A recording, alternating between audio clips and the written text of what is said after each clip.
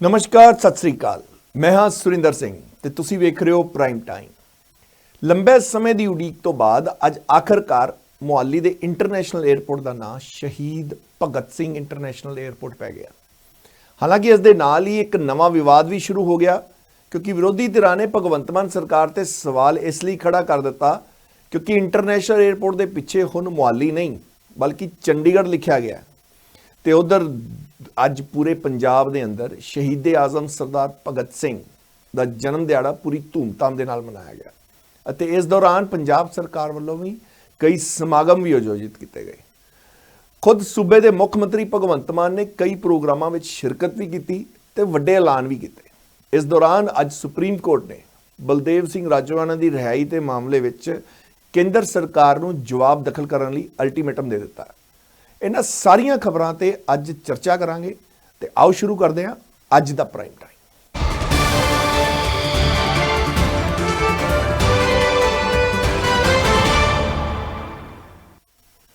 पूरे देश दे अंदर अज शहीद आजम सरदार भगत सिंह दा जन्मदिन मनाया गया ते पंजाब दे अंदर भी वख-वख थावां ते ओह समागम करवाए गए। परंतु इन्हां सब तो विचाले अज पंजाब दे करोड़ां लोकां ने उस वेले वड्डी सौगात मिली जिस वेले मोहाली इंटरनेशनल एयरपोर्ट का नाम बदल के शहीद आजम भगत सिंह इंटरनेशनल एयरपोर्ट रख दिता गया।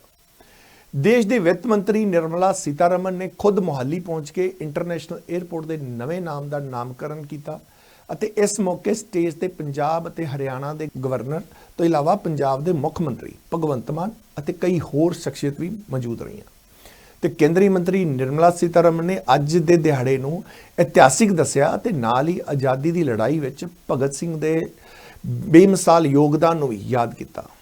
ते पंजाब दे मुख मंत्री भगवंत मान अते केंद्रीय मंत्री वीके सिंह ने भगत सिंह की कुर्बानी नूं भी याद किया। उन्हां ये भी कहा कि भगत सिंह की कुर्बानी दे अगे हर एक चीज़ छोटी है, फिर भी अज पंजाब सरकार अते पंजाबियों लई माण दा दिन है कि इंटरनेशनल एयरपोर्ट का नाम शहीद भगत सिंह के नाम पर रखा गया। तो उधर इस एयरपोर्ट के नाम को लैके बाद दोपहर तक विरोधी धिरां ने सवाल भी चुक दिते ते कांग्रेस के नाल नाल श्रोमणी अकाली दल ने कहा कि भगवंत मान ने एक बार फिर पंजाब के हित केंद्र सामने गिरवी रख दिते ने। उन्होंने क्यों किया? उन्होंने सवाल इसलिए चुके क्योंकि हुण इंटरनेशनल एयरपोर्ट को मोहाली शहर के नाल नहीं सगों चंडीगढ़ शहर के नाम नाल जानिया जाएगा, क्योंकि शहीद आजम भगत सिंह इंटरनेशनल एयरपोर्ट के पिछे शहर का नाम मोहाली नहीं सगों चंडीगढ़ लिखा गया है। फिलहाल इस मसले ते सियासी तक शुरू हो ही गई है, पर अज नामकरण के मौके केंद्रीय वित्त मंत्री निर्मला सीतारमन, पंजाब के मुख मंत्री भगवंत मान और केंद्रीय मंत्री वीके सिंह ने की कुछ किया, आओ पहला वो सुन लिए।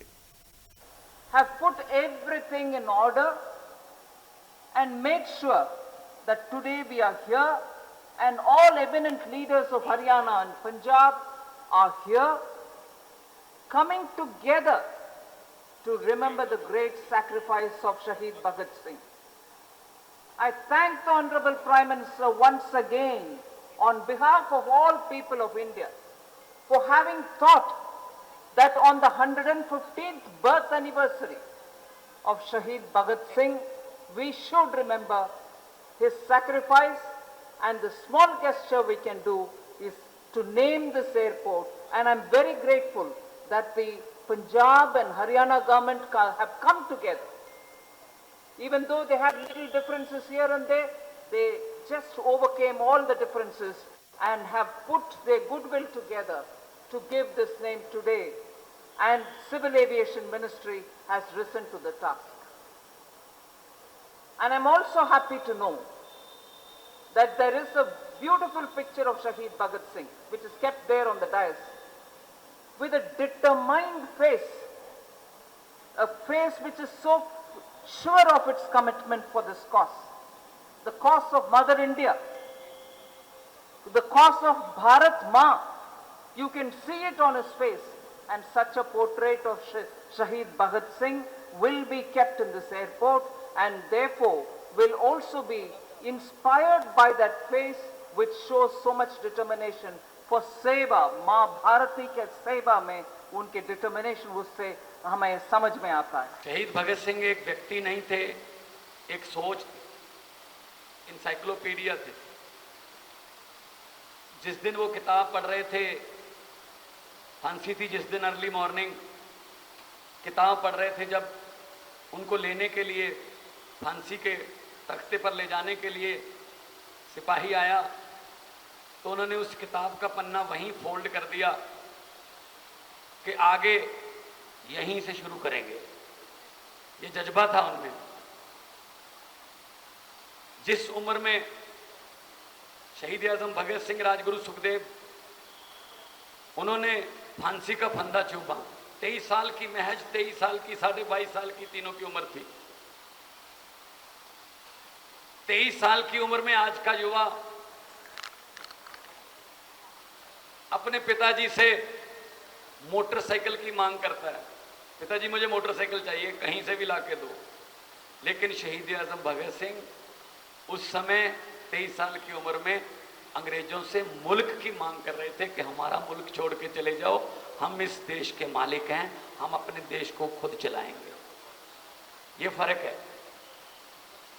उनके नाम पर बहुत देर से ये मांग उठ रही थी कि शहीद भगत सिंह जी के नाम पर यह इंटरनेशनल एयरपोर्ट का नाम होना चाहिए। दुष्यंत चौटाला जी से मीटिंग हुई, हमने लेटर बनाकर एविएशन मिनिस्ट्री को भेजा, पर्सनली भी मिले। जैसा कि दुष्यंत जी ने कहा, इतनी जल्दी प्रधानमंत्री जी ने हमारी मांग पूरी की कि 28 सितंबर आज का दिन है। हमने यही किया था कि सर 28 सितंबर को उनका जन्मदिन है, अगर उससे पहले अनाउंसमेंट हो जाए तो बहुत बड़ी श्रद्धांजलि और उनकी आत्मा को सुकून मिलेगा। तो मैं आभार व्यक्त करता हूं प्रधानमंत्री जी का कि उन्होंने इतनी जल्दी इस मांग को पूरा किया और उस मांग पर अमल करने के लिए आज केंद्रीय मंत्री यहां पर पहुंचे हैं। यहां से दुबई और शारजा के लिए फ्लाइट्स हैं। जैसा कि वीके सिंह जी ने कहा, देश के लिए तो बहुत सी डोमेस्टिक फ्लाइट्स हैं। ये चंडीगढ़ ऐसा शहर है जिसको देखने के लिए भी बहुत से लोग आते हैं और चंडीगढ़ सिटी ब्यूटीफुल के नाम से जाना जाता है। हर फैसिलिटी मौजूद है। हरियाणा ने भी बहुत तरक्की की है, पंजाब ने भी, मोहाली में बहुत तरक्की हो रही है। अगर यहां से, क्योंकि पंजाब एक ऐसी स्टेट है जिसकी फ्रेंचाइज हैं, वैनकूवर में भी कनाडा में एक पंजाब बसता है, टोरंटो में पंजाब बसता है, कैलिफोर्निया में 2-3 पंजाब बसते हैं, शिकागो, लंदन, न्यूयॉर्क, उसमें भी पंजाब बसते हैं। अगर हमारी केंद्र सरकार हमें अनुमति दे दे, यहां से सीधा लंदन, यहां से सीधा शिकागो, यहां से सीधा सैन फ्रांसिस्को की फ्लाइट शुरू हो जाएं, मैं दावे से कह सकता हूं कि आपका जो 18,000 का आंकड़ा है उसके पीछे 2 या 3 जीरो लगानी पड़ सकती हैं। इतने ज़्यादा पैसेंजर हमारे इंटरनेशनल ट्रैवल करते हैं। बहादुरी है, जो उनका एक जज्बा था, अगर इसको हम याद करते हैं तो हमें पता चलता है कि उनकी शख्सियत कितनी बड़ी थी। 23 साल की उम्र में फांसी हुई 23 मार्च 1931 को, और अब 15 साल के बाद, उसके 15 साल के बाद आज़ादी मिली। आज पूरा देश उनको मानता है, उनको जानता है, और इसके अंदर मिनिस्ट्री ऑफ सिविल एविएशन का और भारत सरकार का एक छोटा सा प्रयास है इस हवाई अड्डे का नामकरण उनके लिए करना, जिसके लिए मैं चाहूंगा कि एक बार आप सब जोर से एक बार ताली बजाएं।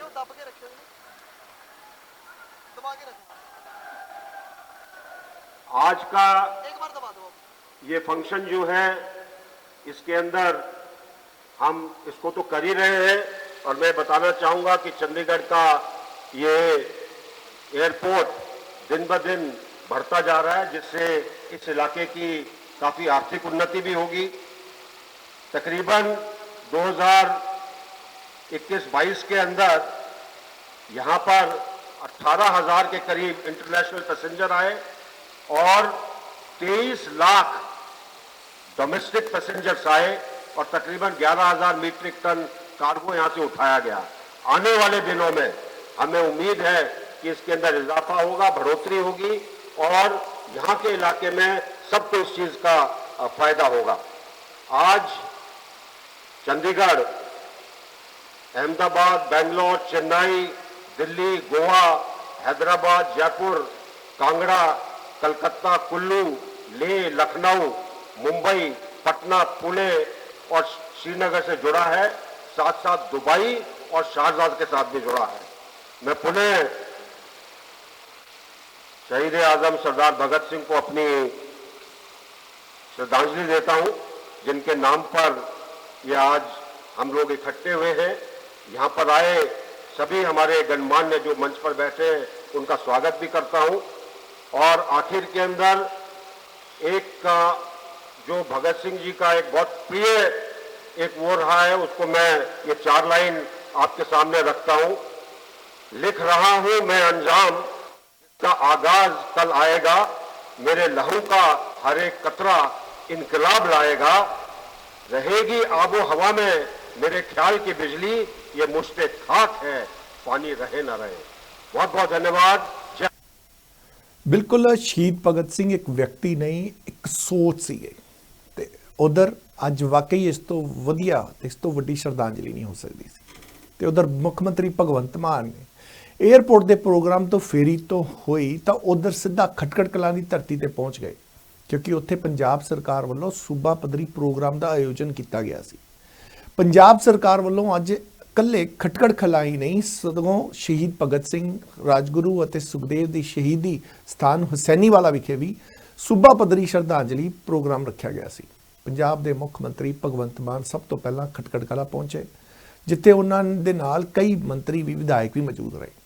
ਮੁੱਖ ਮੰਤਰੀ ਨੇ ਸ਼ਹੀਦ ਭਗਤ ਸਿੰਘ ਦੇ ਆਦਮਕਦ ਬੁੱਤ ਦੇ ਸ਼ਰਧਾਂਜਲੀ ਭੇਟ ਕੀਤੀ ਅਤੇ ਨਾਲ ਸਮੁੱਚੀ ਨੌਜਵਾਨ ਪੀੜ੍ਹੀ ਨੂੰ ਸ਼ਹੀਦੇ ਆਜ਼ਮ ਦੇ ਪੁਰਨਿਆਂ ਦੇ ਚੱਲਣ ਲਈ ਪ੍ਰੇਰਿਤ ਕੀਤਾ। ਖਟਕੜ ਕਲਾਂ ਵਿਖੇ ਸੂਬਾ ਪੱਧਰੀ ਸਮਾਗਮ ਨੂੰ ਮੁੱਖ ਮੰਤਰੀ ਸਮੇਤ ਕਈ ਸ਼ਖਸੀਅਤਾਂ ਨੇ ਸੰਬੋਧਨ ਵੀ ਕੀਤਾ। ਇਸ ਤੋਂ ਬਾਅਦ ਮੁੱਖ ਮੰਤਰੀ ਹੁਸੈਨੀਵਾਲਾ ਲਈ ਰਵਾਨਾ ਹੋ ਜਾਂਦੇ ਨੇ ਤੇ ਹੁਸੈਨੀਵਾਲਾ ਪਹੁੰਚ ਕੇ ਉਹਨਾਂ ਨੇ ਸ਼ਹੀਦ ਭਗਤ ਸਿੰਘ, ਰਾਜਗੁਰੂ ਅਤੇ ਸੁਖਦੇਵ ਨੂੰ ਸ਼ਰਧਾਂਜਲੀ ਭੇਟ ਕੀਤੀ ਤੇ ਪੰਜਾਬ ਦੇ ਅੰਦਰ ਸ਼ਹੀਦਾਂ ਦੇ ਸੁਪਨਿਆਂ ਨੂੰ ਪੂਰਾ ਕਰਨ ਦਾ ਸੰਕਲਪ ਵੀ ਲਿਆ। ਇਸ ਮੌਕੇ ਤੇ ਉਹਨਾਂ ਮੀਡੀਆ ਨਾਲ ਗੱਲਬਾਤ ਕਰਦਿਆਂ ਕਈ ਵੱਡੇ ਐਲਾਨ ਵੀ ਕੀਤੇ। ਹੁਸੈਨੀਵਾਲਾ ਵਿਖੇ ਮੁੱਖ ਮੰਤਰੀ ਦੇ ਨਾਲ ਕਈ ਕੈਬਨਿਟ ਮੰਤਰੀ ਅਤੇ ਵਿਧਾਇਕ ਵੀ ਮੌਜੂਦ ਰਹੇ ਤੇ ਖਟਕੜ ਕਲਾਂ ਅਤੇ ਹੁਸੈਨੀਵਾਲਾ ਵਿਖੇ ਮੁੱਖ ਮੰਤਰੀ ਭਗਵੰਤ ਮਾਨ ਨੇ ਕੀ ਕੁਝ ਕਿਹਾ ਆਓ ਵੀ ਤੁਹਾਨੂੰ ਸੁਣਾ ਦਿੰਦੇ ਹਾਂ। ਇਸ ਮਿੱਟੀ ਦੇ ਵਿੱਚ ਸ਼ਹੀਦਾਂ ਦੀਆਂ ਪੈੜਾਂ ਦੇ ਨਕਸ਼ੇ ਨੇ। ਸ਼ਹੀਦ ਆਜ਼ਮ ਭਗਤ ਸਿੰਘ ਉਹ 23 ਸਾਲ ਦੇ ਸੀ ਜਿਸ ਵੇਲੇ ਸ਼ਹੀਦ ਹੋਏ। ਆਪਾਂ 80, 90, 100 ਸਾਲ ਦੇ, ਕਿਸੇ ਨੇ 70 ਸਾਲ ਦੇ, ਕਿਸੇ ਨੇ 85 ਸਾਲ ਦੇ ਹੋ ਕੇ ਦੁਨੀਆ ਤੋਂ ਤੁਰ ਜਾਣਾ ਹੈ, ਪਰ ਭਗਤ ਸਿੰਘ ਹੋਰਾਂ ਨੇ 23 ਸਾਲ ਦੀ ਰਹਿਣਾ ਹੈ, ਹਮੇਸ਼ਾ 23 ਸਾਲ ਦੀ ਰਹਿਣਾ ਉਹਨਾਂ ਨੇ।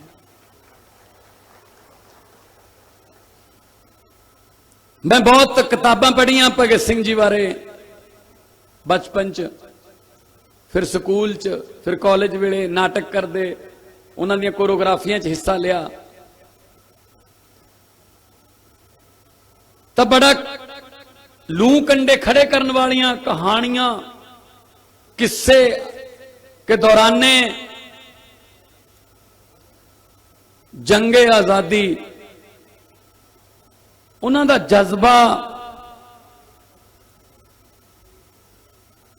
उन्हां दी दृढ़ता देखण वाली सी। अज तो 100 साल पहला वो 15 साल दे हो गए सी।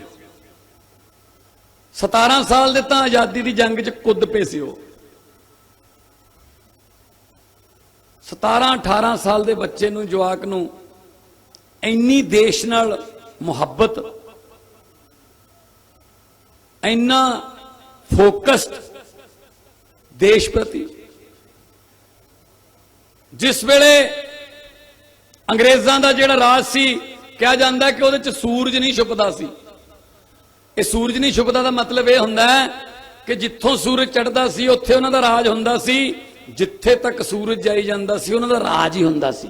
ਮਤਲਬ ਉਹਨਾਂ ਦੇ ਰਾਜ ਦੇ ਵਿੱਚ ਕਦੇ ਵੀ ਇਹ ਨਹੀਂ ਹੋਇਆ ਕਿ ਸੂਰਜ ਨਾ ਹੋਵੇ। ਨਿਊਜ਼ੀਲੈਂਡ ਤੋਂ ਲੈ ਕੇ ਉਹ ਕੈਨੇਡਾ ਤੱਕ ਸੂਰਜ ਜਿਹੜਾ ਸੀ ਜਿਉਂ-ਜਿਉਂ ਜਾਈ ਜਾਂਦਾ ਸੀ ਉਹਨਾਂ ਦਾ ਰਾਜ ਵੀ ਉੱਥੇ ਹੈਗਾ ਸੀ। 17-18 ਸਾਲ ਦੇ ਨੌਜਵਾਨਾਂ ਦਾ ਐਡੇ ਵੱਡੇ ਸਾਮਰਾਜ ਨਾਲ ਮੱਥਾ ਲਾਉਣਾ ਬਹੁਤ ਵੱਡੀ ਗੱਲ ਹੈ। ਮੈਂ ਸੁਣਿਆ ਕਿ ਲੋਕ ਵੀ ਉਹਨਾਂ ਨੂੰ ਮਜ਼ਾਕ ਕਰਦੇ ਸੀ, ਕਹਿੰਦੇ ਕੱਲ ਦੇ ਜਵਾਕ ਆਜ਼ਾਦੀ ਲਿਆਉਣਗੇ, ਇਹ ਕੱਲ ਦੇ ਜਵਾਕ ਅੰਗਰੇਜ਼ਾਂ ਨੂੰ ਭਜਾ ਦੇਣਗੇ ਇੱਥੋਂ। ਪਰ ਉਹਨਾਂ ਨੇ ਠਾਣੀ ਹੋਈ ਸੀ ਕਿ ਕਰਨਾ ਹੀ ਹੈ। ਬੜੀਆਂ ਦਿੱਕਤਾਂ ਸ਼ਹੀਦ ਭਗਤ ਸਿੰਘ ਨੇ ਕਿਹਾ ਸੀ, ਵਿਅਕਤੀ ਨੂੰ ਮਾਰਨਾ ਸੌਖਾ ਹੈ ਪਰ ਉਸ ਵਿਅਕਤੀ ਦੇ ਵਿਚਾਰਾਂ ਨੂੰ ਨਹੀਂ ਤੁਸੀਂ ਮਾਰ ਸਕਦੇ। ਸੋ ਭਗਤ ਸਿੰਘ ਭਾਵੇਂ ਅੱਜ ਸਾਡੇ ਦਰਮਿਆਨ ਵਿਅਕਤੀਗਤ ਤੌਰ ਤੇ ਹੈ ਨਹੀਂ, ਪਰ ਉਹਨਾਂ ਦੇ ਵਿਚਾਰ ਇੱਥੇ ਹੀ ਨੇ, ਸਾਡੇ ਕੋਲ ਵਿਚਾਰ ਸਾਡੇ ਕੋਲ ਨੇ। ਪਰ ਉਹਦੇ ਵਾਸਤੇ ਆਪਾਂ ਨੂੰ ਉਹਨਾਂ ਨੂੰ ਯਾਦ ਰੱਖਣਾ ਪਊਗਾ, ਉਹਨਾਂ ਦੀਆਂ ਜੀਵਨੀਆਂ ਪੜ੍ਹਨੀਆਂ ਪੈਣਗੀਆਂ, ਉਹਨਾਂ ਤੇ ਕੋਰੀਓਗ੍ਰਾਫੀਆਂ ਕਰਨੀਆਂ ਪੈਣਗੀਆਂ, ਉਹਨਾਂ ਬਾਰੇ ਫਿਲਮਾਂ ਨਾਟਕ ਬਣਾਉਣੇ ਪੈਣਗੇ। ਨਵੀਂ ਪੀੜ੍ਹੀ ਨੂੰ ਨਵੀਂ ਪੀੜ੍ਹੀ ਦੇ ਅੰਦਾਜ਼ 'ਚ ਦੱਸਣਾ ਪਊਗਾ ਵੀ ਇਹ ਕੌਣ ਸੀ। ਅੱਜ ਮੇਰੇ ਲਈ ਇੱਕ ਹੋਰ ਬਹੁਤ ਖੁਸ਼ੀ ਦੀ ਗੱਲ ਹੈ, ਮੈਂ ਆਪਣੇ ਆਪ ਨੂੰ ਕਿਸਮਤ ਵਾਲਾ ਸਮਝਦਾ। ਕਈ ਵਾਰੀ ਰੱਬ ਕਿਸੇ ਬੰਦੇ ਤੋਂ ਉਹ ਕੰਮ ਕਰਾ ਲੈਂਦਾ ਹੈ ਕਿ ਉਹ ਕੰਮ ਕਰਨ ਤੋਂ ਬਾਅਦ ਉਹ ਬੰਦਾ ਜਿਹੜਾ ਹੈ ਉਹ ਕੁਰਸੀਆਂ ਤੋਂ, ਪ੍ਰਧਾਨਗੀਆਂ ਤੋਂ, ਪੈਸੇ ਪੂਸੇ ਤੋਂ ਉੱਪਰ ਉੱਠ ਜਾਂਦਾ ਹੈ। ਉਹਨੂੰ ਇਹ ਲੱਗਦਾ ਹੈ ਬਸ ਯਾਰ ਜੋ ਮੇਰੇ ਪ੍ਰਮਾਤਮਾ ਨੇ ਮੇਰੇ ਜਿੰਮੇ ਡਿਊਟੀ ਲਾ ਦਿੱਤੀ, ਜੇ ਮੈਂ ਇਹ ਨਿਭਾਤੀ ਇਦੋਂ ਵੱਡਾ ਕੁਝ ਨਹੀਂ ਹੈਗਾ, ਹੁਣ ਸਭ ਕੁਝ ਛੋਟਾ ਲੱਗਣ ਲੱਗ ਜਾਂਦਾ ਹੈ। 2 ਵਾਰੀ ਮੇਰੀ ਜ਼ਿੰਦਗੀ 'ਚ ਇਦਾਂ ਦੇ ਮੌਕੇ ਆਏ। ਇੱਕ ਵਾਰੀ 28 ਦਸੰਬਰ ਨੂੰ ਇਹ ਮੌਕਾ ਆਇਆ ਸੀ। 27 ਦਸੰਬਰ ਨੂੰ ਮੈਂ ਚਿੱਠੀ ਲੈ ਕੇ ਮੈਡਮ ਸੁਮਿਤਰਾ ਮਹਾਜਨ ਜੀ ਕੋਲ ਗਿਆ। ਮੈਂ MP ਸੀ ਉਸ ਵੇਲੇ। ਮੈਂ ਕਿਹਾ ਜੀ 28 ਦਸੰਬਰ ਨੂੰ ਛੋਟੇ ਸਾਹਿਬਜ਼ਾਦਿਆਂ ਦਾ ਸ਼ਹੀਦੀ ਦਿਵਸ ਹੈ, ਬਾਬਾ ਜੋਰਾਵਰ ਸਿੰਘ ਤੇ ਬਾਬਾ ਫਤਿਹ ਸਿੰਘ ਜੀ ਦਾ। 7 ਸਾਲ ਤੇ 5 ਸਾਲ ਦੀ ਉਮਰ ਦੇ ਵਿੱਚ ਉਹਨਾਂ ਨੂੰ ਨੀਹਾਂ 'ਚ ਚਿਣਵਾਤਾ ਸੀ। ਉਹਨਾਂ ਨੂੰ ਸ਼ਰਧਾਂਜਲੀ ਦਿਓ ਜੀ ਕੱਲ ਨੂੰ ਲੋਕ ਸਭਾ 'ਚ। ਤਾਂ ਮੈਡਮ ਸਪੀਕਰ ਨੇ ਆਪਣੇ ਅਫਸਰ ਬੁਲਾਏ, ਕਾਗਜ਼ ਕਢਵਾਏ। ਉਹ ਕਹਿੰਦੇ ਮਾਨ ਸਾਹਿਬ ਪਹਿਲਾਂ ਤਾਂ ਕਦੇ ਸ਼ਰਧਾਂਜਲੀ ਦਿੱਤੀ ਨਹੀਂ ਗਈ। ਮੈਂ ਕਿਹਾ ਜੀ ਇਹੀ ਤਾਂ ਦੁੱਖ ਦੀ ਗੱਲ ਹੈ ਕਿ ਪਹਿਲਾਂ ਕਿਉਂ ਨਹੀਂ ਦਿੱਤੀ ਗਈ, ਤੁਸੀਂ ਅੱਜ ਸ਼ੁਰੂ ਕਰ ਦਿਓ। ਫਿਰ ਐਡੂ ਵੱਡੀ ਤਾਂ ਮਿਸਾਲ ਹੀ ਨਹੀਂ ਹੋ ਸਕਦੀ ਸ਼ਹੀਦੀ ਦੀ ਕੋਈ ਕਿ 7 ਸਾਲ ਦੇ ਤੇ 5 ਸਾਲ ਦੇ ਬੱਚਿਆਂ ਨੂੰ ਉਹਨਾਂ ਨੇ ਦੀਵਾਰਾਂ ਚਿੰਨਤਾ ਤੇ ਉਹਨਾਂ ਨੇ ਸੀ ਤੱਕ ਨਹੀਂ ਕੀਤੀ। ਮੈਂ ਕਿਹਾ ਜੀ ਇੱਕ ਮੇਰੀ ਬੇਨਤੀ ਹੈ, ਰਿਕਾਰਡ ਤੇ ਵੀ ਲੈ ਕੇ ਜਾਇਓ ਇਹਨੂੰ। ਮੈਡਮ ਕਹਿੰਦੇ ਹਾਊਸ ਜਿਹੜਾ ਲੋਕ ਸਭਾ ਚੱਲ ਨਹੀਂ ਰਹੀ, ਕੁਝ ਵਿਰੋਧੀ ਪਾਰਟੀਆਂ ਵਾਲੇ ਰੌਲਾ ਪਾ ਰਹੇ, ਆਂਧਰਾ ਵਾਲੇ, ਤਾਂ ਲੋਕ ਸਭਾ ਮੈਨੂੰ ਬਾਰ-ਬਾਰ ਉਠਾਉਣੀ ਪੈਂਦੀ ਹੈ, ਇੰਨਾ ਟਾਈਮ ਹੋਣਾ ਨਹੀਂ ਸ਼ਰਧਾਂਜਲੀ ਦੇਣ ਦਾ। ਮੈਂ ਕਿਹਾ ਜੀ ਉਹਨਾਂ ਨੂੰ ਮੈਂ ਆਪੇ ਸੰਭਾਲ ਲੂੰਗਾ, ਤੁਸੀਂ ਸ਼ਰਧਾਂਜਲੀ ਦੇਣ ਦੀ ਗੱਲ ਕਰੋ। ਕਹਿੰਦੇ ਠੀਕ ਹੈ। ਮੈਂ ਆਂਧਰਾ ਪ੍ਰਦੇਸ਼ ਵਾਲਿਆਂ ਕੋਲ ਅਰਲੀ ਮਾਰਨਿੰਗ 10 ਵਜੇ ਗਿਆ ਉਹਨਾਂ ਦੇ ਦਫ਼ਤਰ 'ਚ। ਮੈਂ ਕਿਹਾ ਮੈਂ ਤੁਹਾਡਾ ਸਾਥ ਦਿੰਨਾ ਹਰ ਗੱਲ ਤੇ। ਕਹਿੰਦੇ ਹਾਂ। ਮੈਂ ਕਿਹਾ ਮੇਰਾ ਇੱਕ ਅੱਜ ਸਾਥ ਦੇ ਦਿਓ, ਅੱਜ ਸ੍ਰੀ ਗੁਰੂ ਗੋਬਿੰਦ ਸਿੰਘ ਜੀ ਦੇ ਛੋਟੇ ਸਾਹਿਬਜ਼ਾਦਿਆਂ ਦਾ ਸ਼ਹੀਦੀ ਦਿਵਸ ਹੈ, ਇੱਕ ਵਾਰੀ ਸ਼ਰਧਾਂਜਲੀ ਹੋ ਲੈਣ ਦਿਓ, 15-20 ਮਿੰਟ ਚਰਚਾ ਹੋ ਲੈਣ ਦਿਓ, ਉਹ ਤੋਂ ਬਾਅਦ ਜਿੰਨਾ ਮਰਜ਼ੀ ਰੌਲਾ ਪਾ ਲਿਓ, ਮੈਂ ਤੁਹਾਡਾ ਸਾਥ ਦੇ ਦੂੰਗਾ। ਉਹ ਕਹਿੰਦੇ ਵੀ ਠੀਕ ਹੈ। ਉਹਨਾਂ ਦੇ ਲੀਡਰ ਨੇ ਕਹਿਤਾ ਕਿ ਜਿੰਨਾ ਚਿਰ ਸ਼ਰਧਾਂਜਲੀ ਖਤਮ ਨਹੀਂ ਹੁੰਦੀ ਆਪਾਂ ਰੌਲਾ ਨਹੀਂ ਪਾਉਣਾ। 28 ਦਸੰਬਰ ਨੂੰ 11 ਵਜੇ ਮੈਡਮ ਸਪੀਕਰ ਸੁਮਿਤਰਾ ਮਹਾਜਨ ਜੀ ਨੇ ਜਦੋਂ ਲੋਕ ਸਭਾ ਦੇ ਵਿੱਚ ਬਾਬਾ ਜੋਰਾਵਰ ਸਿੰਘ ਜੀ, ਬਾਬਾ ਫਤਿਹ ਸਿੰਘ ਜੀ ਦੀ ਜੀਵਨੀ ਬਾਰੇ ਵੀ ਦੱਸ ਕੇ ਜਦੋਂ ਸ਼ਰਧਾਂਜਲੀ ਦਿੱਤੀ, 15-20 ਮਿੰਟ ਦੀ ਚਰਚਾ ਵੀ ਉਹਨਾਂ ਬਾਰੇ ਬੋਲਿਆ ਗਿਆ, ਮੌਨ ਰੱਖਿਆ ਗਿਆ ਤੇ ਰਿਕਾਰਡ ਤੇ ਚਲਾ ਗਿਆ। ਉਹ ਦਿਨ ਮੇਰੇ ਲਈ ਸਭ ਤੋਂ ਵੱਡਾ ਸੀ, ਕਿਉਂਕਿ ਰਿਕਾਰਡ ਤੇ ਜਾਣ ਦਾ ਮਤਲਬ ਹੈ ਕਿ ਹੁਣ ਅੱਜ ਤੋਂ 200 ਸਾਲ ਬਾਅਦ ਵੀ ਆਪਾਂ ਤਾਂ ਹੋਣਾ ਨਹੀਂ, ਪਰ ਜਦੋਂ 28 ਦਸੰਬਰ ਨੂੰ ਚੱਲੂਗੀ ਲੋਕ ਸਭਾ ਤਾਂ ਉਹਨਾਂ ਛੋਟੇ ਸਾਹਿਬਜ਼ਾਦਿਆਂ ਨੂੰ ਸ਼ਰਧਾਂਜਲੀ ਦੇ ਕੇ ਚੱਲੋ। ਮਿਨਿਸਟਰੀ ਆਫ ਸਿਵਲ ਐਵੀਏਸ਼ਨ ਨਾਲ ਗੱਲ ਕੀਤੀ ਤੇ ਉਹ ਕੋਸ਼ਾਂ ਨੂੰ ਬੂਰ ਪਿਆ। ਉਸ ਤੋਂ ਬਾਅਦ ਮੈਂ ਖਟਕੜ ਕਲਾਂ ਗਿਆ, ਸ਼ਹੀਦ ਆਜ਼ਮ ਭਗਤ ਸਿੰਘ ਜੀ ਦੇ ਜੱਦੀ ਪਿੰਡ, ਉੱਥੇ ਮੱਥਾ ਟੇਕਿਆ। ਸ਼ਹੀਦ ਆਜ਼ਮ ਭਗਤ ਸਿੰਘ ਜੀ ਦੇ ਨਾਂ ਤੇ ਇੱਕ ਅਵਾਰਡ ਚੱਲਦਾ ਸੀ, ਯੁਵਾ ਅਵਾਰਡ, ਉਹ ਪਿਛਲੇ 7 ਸਾਲ ਤੋਂ ਬੰਦ ਪਿਆ ਸੀ। ਉਹਨੂੰ ਅਸੀਂ ਦੁਬਾਰਾ ਚਾਲੂ ਕਰਨ ਲੱਗੇ ਹਾਂ। ਵੱਖ-ਵੱਖ ਖੇਤਰਾਂ 'ਚ ਜਿਹੜੇ ਨੌਜਵਾਨਾਂ ਨੇ ਮੱਲਾਂ ਮਾਰੀਆਂ ਨੇ ਉਹਨਾਂ ਨੂੰ ਅਵਾਰਡ ਮਿਲਿਆ ਕਰੂਗਾ। ਇਸ ਤੋਂ ਇਲਾਵਾ ਸਭ ਤੋਂ ਵੱਡੀ ਖੁਸ਼ਖਬਰੀ ਦੀ ਗੱਲ ਇਹ ਹੈ ਕਿ ਗੁਰੂ ਨਾਨਕ ਦੇਵ ਯੂਨੀਵਰਸਿਟੀ ਅੰਮ੍ਰਿਤਸਰ ਸਾਹਿਬ ਵਿਖੇ ਸ਼ਹੀਦ ਆਜ਼ਮ ਭਗਤ ਸਿੰਘ ਦੇ ਨਾਮ ਦੀ ਇੱਕ ਚੇਅਰ ਸਥਾਪਿਤ ਕਰ ਰਹੇ ਹਾਂ ਤਾਂ ਕਿ ਰਿਸਰਚਰ ਜਿਹੜੇ ਨੇ ਉਹਨਾਂ ਤੇ ਰਿਸਰਚ ਕਰਨ, ਯੂਥ ਜਿਹੜਾ ਸਟੂਡੈਂਟ ਜਿਹੜੇ ਨੇ PhDਆਂ ਕਰਨ, ਉਹਨਾਂ ਬਾਰੇ ਥੀਸਿਸ ਲਿਖਣ, ਤਾਂ ਕਿ ਪਤਾ ਚੱਲ ਸਕੇ ਆਉਣ ਵਾਲੀਆਂ ਪੀੜ੍ਹੀਆਂ ਨੂੰ ਕਿ ਭਗਤ ਸਿੰਘ ਇੱਕ ਵਿਅਕਤੀ ਨਹੀਂ ਸੀ, ਇੱਕ ਸੋਚ ਦਾ ਨਾਮ ਸੀ। ਸੋ ਭਗਤ ਸਿੰਘ ਹੋਰਾਂ ਦੇ, ਰਾਜਗੁਰੂ ਸੁਖਦੇਵ ਜੀ ਦੇ ਹੋਰਾਂ ਦੇ ਸੁਪਨਿਆਂ ਦੀ ਆਜ਼ਾਦੀ ਜਿਹੜੀ ਹੈ ਉਹਨੂੰ ਕਰ ਪਹੁੰਚਾਉਣ ਦੀ ਲੜਾਈ ਲੜ ਰਹੇ ਹਾਂ।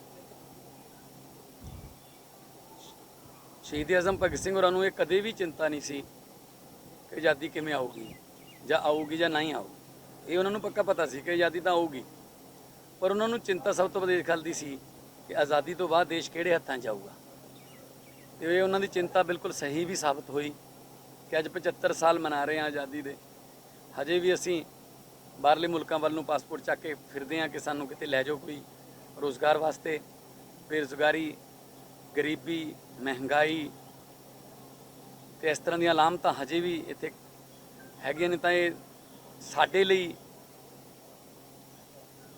ਇਹ ਕੋਈ ਚਿੰਤਾ ਦਾ ਵਿਸ਼ਾ ਹੈ ਕਿ ਅਸੀਂ ਕੀ ਕਰ ਰਹੇ ਹਾਂ। ਫਿਰ ਉਹ ਫਿਰ ਆਉਂਦੇ ਕਿਉਂ ਨਹੀਂ ਇੱਥੇ, ਮੋਬਾਈਲ ਫੋਨ 'ਤੇ ਕਿਉਂ ਨੇ?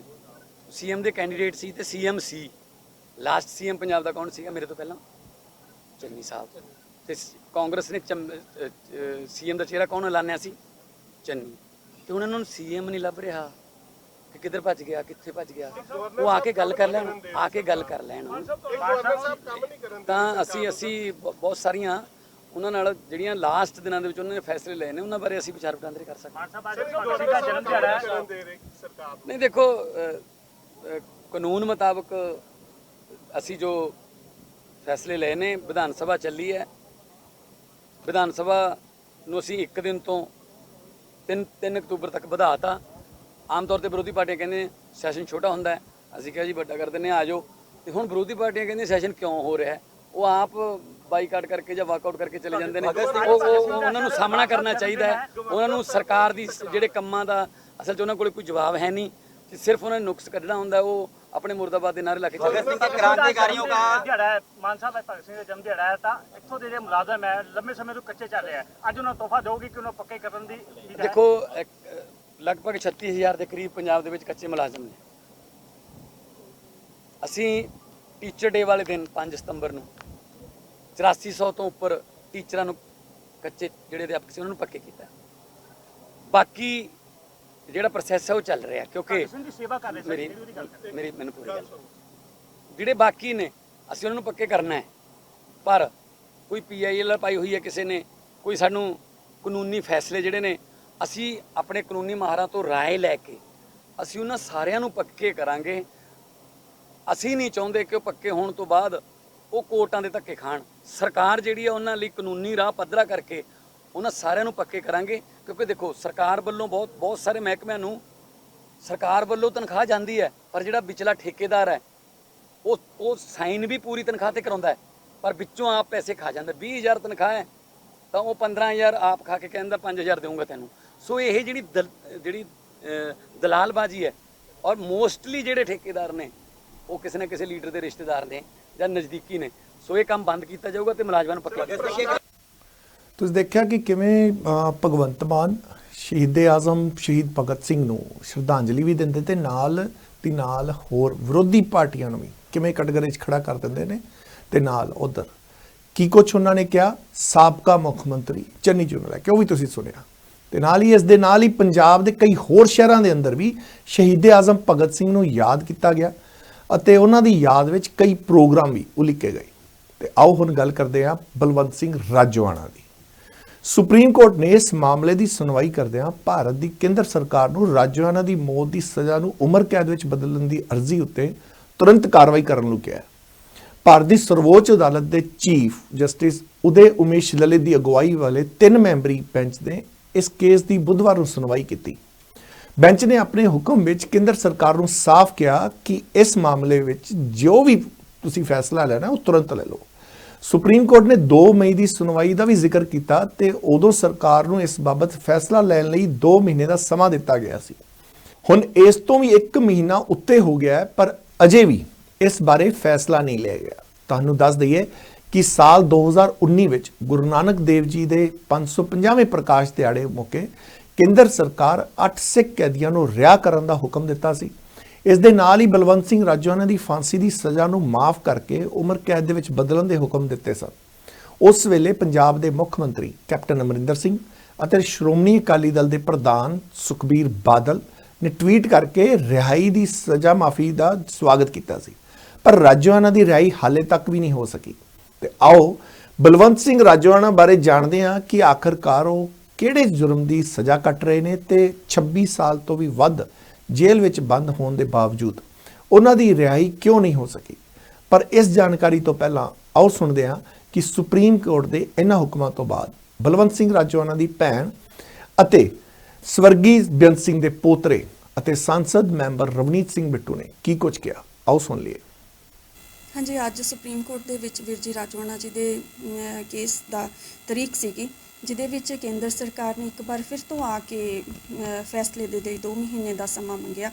ਪਿਛਲੇ 2 ਮਈ ਨੂੰ ਜਦੋਂ ਤਰੀਕ ਸੀ ਉਦੋਂ ਵੀ ਕੇਂਦਰ ਸਰਕਾਰ ਨੇ 2 ਮਹੀਨੇ ਦਾ ਸਮਾਂ ਮੰਗਿਆ ਸੀ। ਹੁਣ 4 ਮਹੀਨੇ ਬੀਤ ਗਏ ਪਰ ਕੇਂਦਰ ਸਰਕਾਰ ਨੇ ਫੈਸਲਾ ਨਹੀਂ ਕੀਤਾ ਤੇ ਅੱਜ ਵੀ ਮਤਲਬ ਸੁਪਰੀਮ ਕੋਰਟ ਦੇ ਵਿੱਚ ਆ ਕੇ ਉਹਨਾਂ ਨੇ ਕੇਂਦਰ ਸਰਕਾਰ ਨੇ ਸਮਾਂ ਮੰਗਿਆ ਤੇ ਸੁਪਰੀਮ ਕੋਰਟ ਨੇ ਇਹੀ ਕਿਹਾ ਕਿ ਕੇਂਦਰ ਸਰਕਾਰ ਨੂੰ ਸਮਾਂ ਦੇਣ ਤੋਂ ਨਾ ਕੀਤੀ ਤੇ ਉਹਨਾਂ ਨੂੰ ਕੱਲ ਆਪਣਾ ਹਲਫਨਾਮਾ ਅਦਾਲਤ ਦੇ ਵਿੱਚ ਪੇਸ਼ ਕਰਨ ਨੂੰ ਕਿਹਾਗਾ ਤੇ 30 ਸਤੰਬਰ ਵੀਰ ਜੀ ਰਾਜੋਆਣਾ ਜੀ ਦੇ ਕੇਸ ਦੀ ਤਰੀਕ ਦਿੱਤੀ ਹੈ। ਇੱਥੇ ਮੈਂ ਇਹ ਜ਼ਰੂਰ ਕਹਿਣਾ ਚਾਹਾਂਗੀ ਕਿ 27 ਸਾਲ ਹੋ ਗਏ ਵੀਰ ਜੀ ਰਾਜੋਆਣਾ ਜੀ ਜੇਲ੍ਹ ਦੇ ਵਿੱਚ ਬੰਦ ਨੇ, 15 ਸਾਲਾਂ ਤੋਂ ਫਾਂਸੀ ਚੱਕੀ ਦੇ ਵਿੱਚ ਬੰਦ ਨੇ, ਆਪਣੇ ਫੈਸਲੇ ਦੀ ਉਡੀਕ ਕਰ ਰਹੇ ਨੇ ਤੇ 2012 ਦੇ ਵਿੱਚ ਜਦੋਂ ਵੀਰ ਜੀ ਦੀ ਫਾਂਸੀ ਦੀ ਤਰੀਕ ਤੈਅ ਹੋਈ ਸੀ ਉਦੋਂ ਸਿੱਖ ਕੌਮ ਦੀਆਂ ਭਾਵਨਾਵਾਂ ਦੇ ਅਨੁਸਾਰ ਸ਼੍ਰੀ ਅਕਾਲ ਤਖ਼ਤ ਸਾਹਿਬ ਜੀ ਦੇ ਆਦੇਸ਼ ਦੇ ਅਨੁਸਾਰ ਸ਼੍ਰੋਮਣੀ ਗੁਰਦੁਆਰਾ ਪ੍ਰਬੰਧਕ ਕਮੇਟੀ ਨੇ ਰਾਸ਼ਟਰਪਤੀ ਜੀ ਕੋਲ ਅਪੀਲ ਪਾਈ ਸੀ। 11 ਸਾਲ ਬੀਤ ਜਾਣ ਦੇ ਬਾਅਦ ਵੀ ਉਸ ਅਪੀਲ ਤੇ ਕੇਂਦਰ ਸਰਕਾਰ ਨੇ ਫੈਸਲਾ ਨਹੀਂ ਕੀਤਾ ਹੈਗਾ ਤੇ ਅੱਜ ਸੁਪਰੀਮ ਕੋਰਟ ਨੇ ਉਹਨਾਂ ਨੂੰ ਫਿਰ ਸਮਾਂ ਦੇਣ ਤੋਂ ਨਾ ਕੀਤੀ ਹੈ। ਸਾਡੀ ਤਾਂ ਇਹੀ ਬੇਨਤੀ ਆ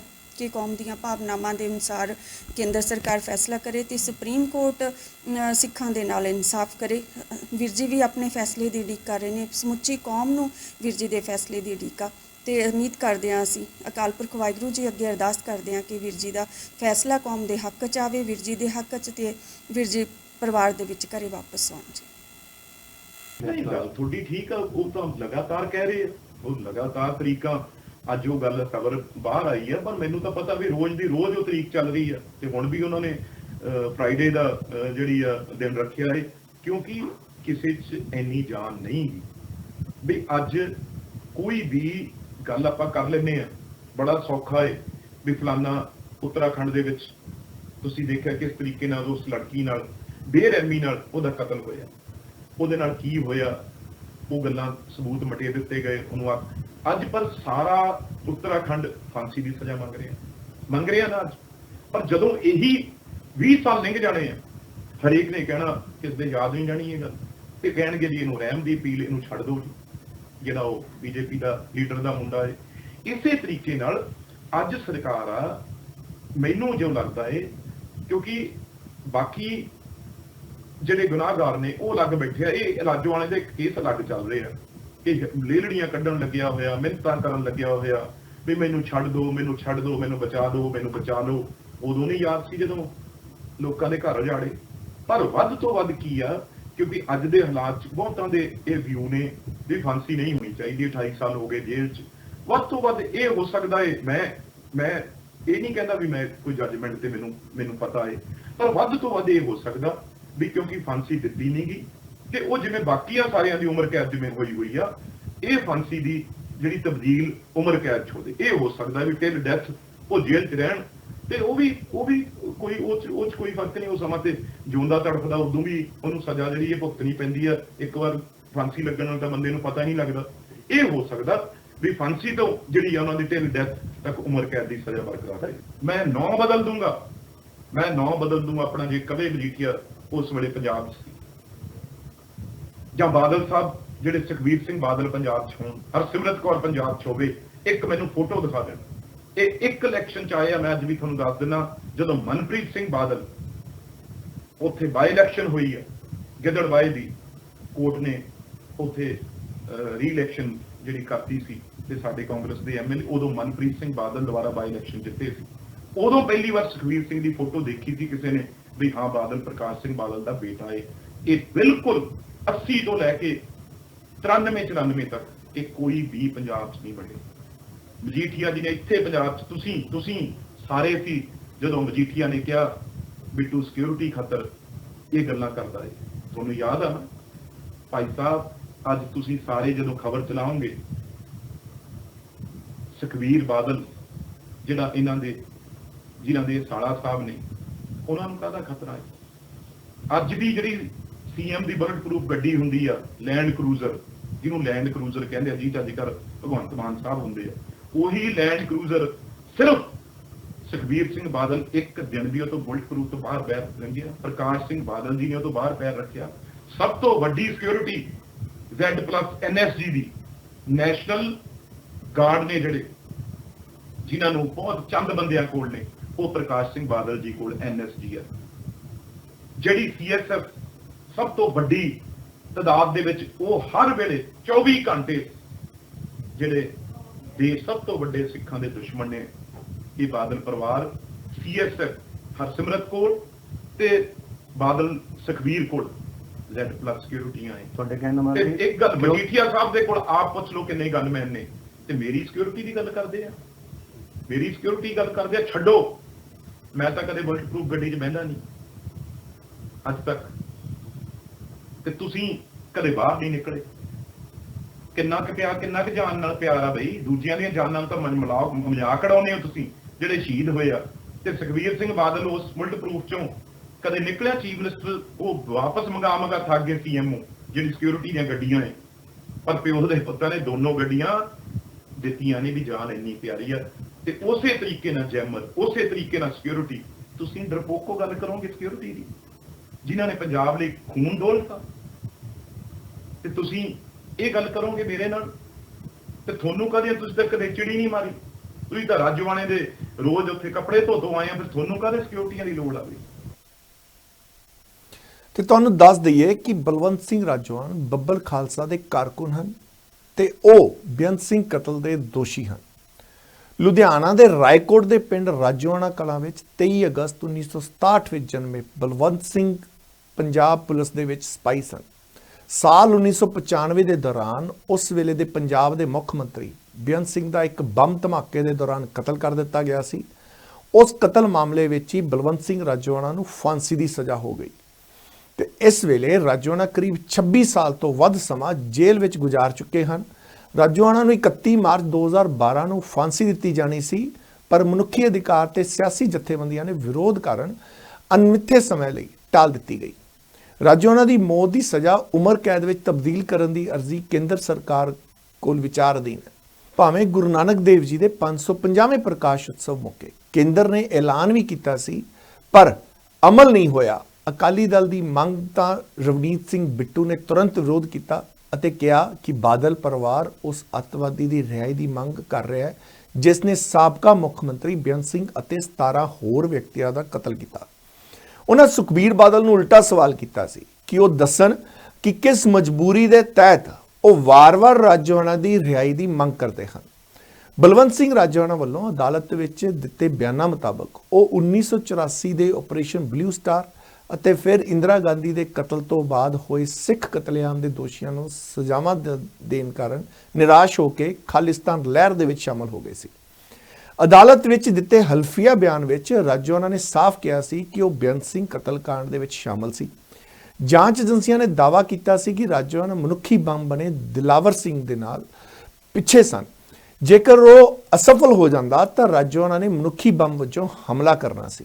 ਹਾਲਾਂਕਿ ਜਾਂਚ ਏਜੰਸੀਆਂ ਨੇ ਇਸ ਦਾਅਵੇ ਤੇ ਰਾਜੋਆਣਾ ਦੀ ਭੈਣ ਕਮਲਦੀਪ ਕੌਰ ਰੱਦ ਕਰਦੀ ਰਹੀ ਹੈ, ਪਰ ਰਾਜੋਆਣਾ ਨੇ ਆਪਣਾ ਦੋਸ਼ ਕਬੂਲਦਿਆਂ ਕੇਸ ਦੀ ਪੈਰਵਾਈ ਤੋਂ ਇਨਕਾਰ ਕਰ ਦਿੱਤਾ ਸੀ ਤੇ ਰਾਜੋਆਣਾ ਦੀ ਫਾਂਸੀ ਨੂੰ ਰੁਕਵਾਉਣ ਲਈ ਸ਼੍ਰੋਮਣੀ ਕਮੇਟੀ ਨੇ ਕੇਸ ਦੀ ਪੈਰਵਾਈ ਕੀਤੀ ਸੀ।